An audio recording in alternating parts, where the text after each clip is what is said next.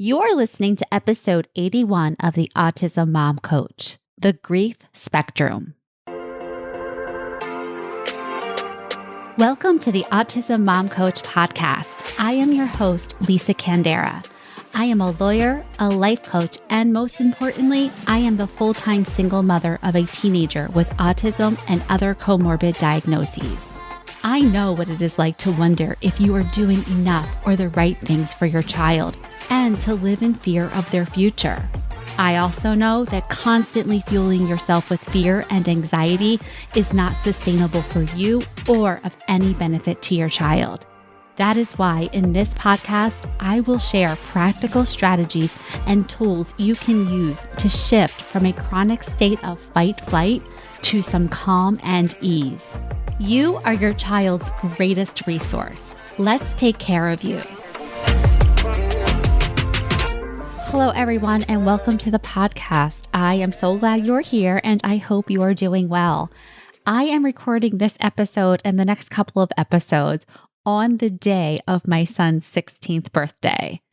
And oh my goodness, all of the feels: disbelief, wonder, sadness, fear, love, pride, admiration, shock, the whole spectrum of emotions, which is exactly what I want to talk to you about today as it relates to grief and loss. Like I said before, I don't like thinking about grief in stages. I don't think that paradigm is helpful or really even applicable to our experience as autism parents. I like to think of our experience more like a spectrum, and how appropriate, right? Because one day or minute you could be feeling fine, even hopeful, and the next you are hit smack in the face with some reality that stings. That does not mean you are starting the grieving process over, like a board game where you are steps away from the finish line and now you have to go back to square one. These ups and downs in our emotions are all part of the process of grieving a continuing loss. That is why for us, parents raising kids with autism, I like to think about grief as a spectrum comprised of a variety of emotions. Any emotion that you feel related to the loss of your expectations, related to your child's diagnosis, or even related to the victories you achieve as you advocate for them and you work 10 times as hard to achieve, and you and they work 10 times as hard to achieve what most kids do with minimal effort. All of these emotions are part of the spectrum of grief that we experience throughout our journey. Emotions like fear, shock, denial, guilt, despair, anger, resentment, loneliness, acceptance, pride, empowerment, and hope. All of these emotions are part of the grief spectrum. Now, I want you to remember, grief is a very individualized experience, so you may feel some of these emotions and not others, and that is perfectly normal. Remember, you can't grieve wrong. There's no wrong way of doing it. Your experience is your experience, and it's 100% valid. But whatever you are feeling as part of this process, I want you to remember that all of these emotions that you are feeling in your body, all of them are caused by one thing and one thing only, and that is the thoughts in your brain. You have a thought in your brain, and that thought creates a feeling in your body. When you understand this, and when you live your life like this is the fact of the universe, which I believe that it is, this really enables you to bring curiosity and compassion to the emotions you're experiencing versus judgment and resistance. This is the path to creating safety for yourself to experience any emotion, even the painful ones. And in upcoming episodes, I am going to teach you how to create safety for yourself to feel any emotion. But in order to do this, you need to recognize that you're having an emotion, and you want to bring some curiosity about the thoughts that are creating that emotion. Now, in terms of the spectrum of grief and all of the emotions that we experience as autism parents, all of these emotions, again, are caused by whatever thoughts we are having in our brain. And so as our thoughts shift and change throughout the week, throughout the day, throughout an experience, so will our emotions. This is important to know because, again, your emotions don't come out of nowhere. I know sometimes it feels that way, and that's why I really encourage you to bring more curiosity to the emotions you're feeling in your body so that you can uncover the thoughts that are creating them. And the better you get at this, the more you become the watcher of your mind. So let me give you an example of experiencing the full spectrum of emotions in an experience that I had with my son. So this was in the winter of 2020, right before COVID hit, and my son wanted to learn how to ski because he wanted to go on the ski bus, he wanted to be with his friends, and he wanted to be part of the group. I was so excited that this was his idea, but I was also really nervous. First of all, my son is really rigid or was really rigid about homework. It's so he viewed homework like a caveman viewed a hungry lion.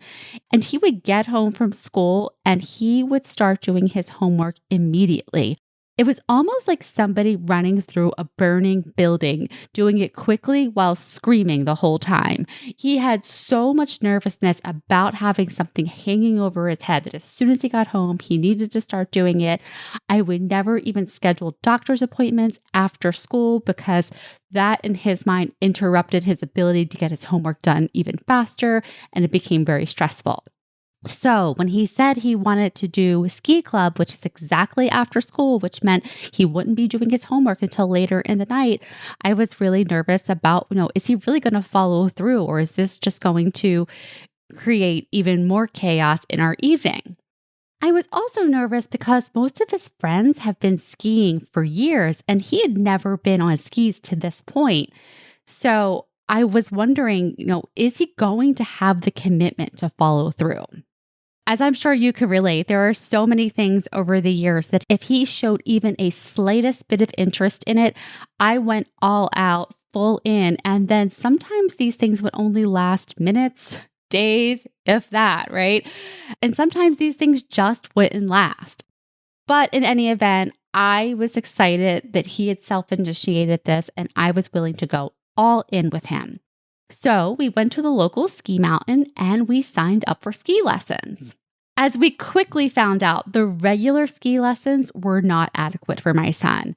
They were very fast-paced. There were several people involved. And even if you got a one-on-one instructor, they just had a really different style where they weren't breaking things down to the level that my son needed. And he definitely needed more one-on-one attention and people who just had the level of patience to provide him with the reassurance and would know how to interrupt some of his perseverations. Well, luckily, the mountain that we are at is actually serviced by an adaptive ski club. It was called Strides, now it's called Summit, and they are amazing. They're ski instructors who volunteer to teach people with disabilities, whether they are physical, emotional, mental, whatever it is, they will teach you how to ski from the ground up. And so I was so grateful. I was so excited. And I signed my son up for the lessons with this program. And we were so lucky because they actually had a spot for Ben. They don't have many spots and they had a spot for Ben. And I was so excited. And I decided we would just double down on this for a few weeks. And if we did that, he would be ready for the ski bus. All good, right? Until they told me the price difference between the adaptive ski lessons and the regular. And it was a pretty big jump. It was a big investment. Well worth every cent. But still, Ben had started and stopped so many things before that going all in on skiing, it is so expensive. And I justified it to myself in every way because he's not doing travel, soccer, basketball, baseball, any of that. He's never done any other sports. And this was the thing that he was into. He was showing interest and it was really had the potential. And so we're going all in. But in addition to feeling gratitude that this program existed, I also felt frustrated because everything in special needs is more expensive. And then on top of feeling the gratitude and the frustration, I felt the fear. What if he doesn't go through on this? I will not get this money back. And so that's a lot of money to invest. And so for this one decision of deciding to sign up for ski lessons, there was gratitude, frustration, and fear all at once. So then the lessons began, and it was amazing to watch. My son going down with two instructors by his side. They had straps, they had harnesses, and they worked with him for hours and hours over the weekend. And in not too long of a time, he was gliding down the mountain on his own. Now, it was a little bunny mountain, but he was doing it and he was able to stop. And the pride I felt for him, I was just so proud of him. I was so excited. I was in tears. This was so huge. 13 years for my son to find his sport. All of the work, all of the effort, all of the hope. This was life-changing. And it had such a huge impact on his self-concept. And so it lit him up. It lit me up. All good, right? And it was. Until we got into the lodge. So after the lesson, my son comes into the lodge and he is in line waiting for food. And I say, I'm going to go and I'm going to scout out a table. So while I was doing this, I saw 4 of his classmates and they were together and they were laughing. One of them told me that they had been dropped off by one of the boys' parents and they were all there together for the day. And my heart sunk. The first thought I had was, this will never be Ben. It will never be that easy for him or for me to just drop him off with his friends and let him go about his way. And I was feeling a lot of jealousy, and sadness at the same time and some fear because I'm like, oh, good Lord, if Ben sees these boys, he's going to want to ski with them and he can't manage the trails that they can and they're not going to want to go on the bunny trail. And I'm playing out this whole dynamic in my head that never actually happened. When Ben came over to the table, the boys were so sweet to him and they were congratulating him and they were cheering him on. In that instant, my fear went to just such love and appreciation for these kids and for their kindnesses and hope for my son of having, really good friends and having these experiences. So by the time we actually sat down for food, all of these emotions that had been, shifting and changing and building throughout the day, I was a mess. I was just crying. So I excused myself to the bathroom and I just cried.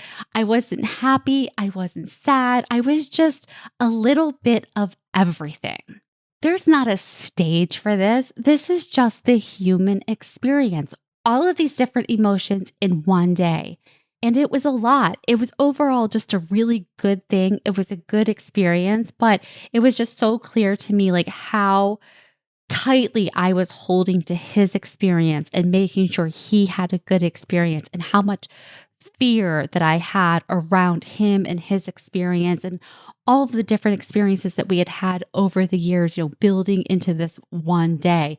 And so I let myself cry it out, but then I was trying to explain to a friend later on. I'm like, yeah, I was in the bathroom crying. And to explain why I was crying, to explain why I was having all of the emotions that I was having, the answer is the thoughts that I was having. Autism, skiing, ski lessons, my kids' friends, none of those circumstances caused me to have the emotions that I was having. It was my thoughts about all of them. My thought, we are so lucky this mountain has lessons for special needs kids, created the feeling of gratitude. My thought, everything is so much more expensive, caused me to feel frustrated. My thought, he is crushing this. He is so resilient, created feelings of pride and joy. My thought that his friends might not want to ski with him created sadness. My thoughts that he'll never have a day like this with friends or things are so much harder for him caused sadness. My thought that these kids are supporting Ben caused gratitude and love. This was the spectrum of emotions I experienced in just a few hours. all related in some way to the loss and grief of parenting a child with special needs. This is what I mean by the spectrum of grief, the variety and variability of the emotions we experience on any given day. All of these emotions are created by the thoughts we are having. These thoughts, the sentences in our brains, are the interpretations that we have of life happening.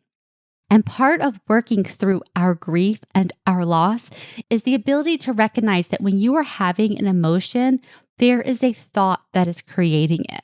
To recognize this thought and to be kind to yourself. This is how you process the emotion. This is how you experience the emotion versus staying stuck in the emotion. This is a topic that we will talk about a lot more in coming episodes.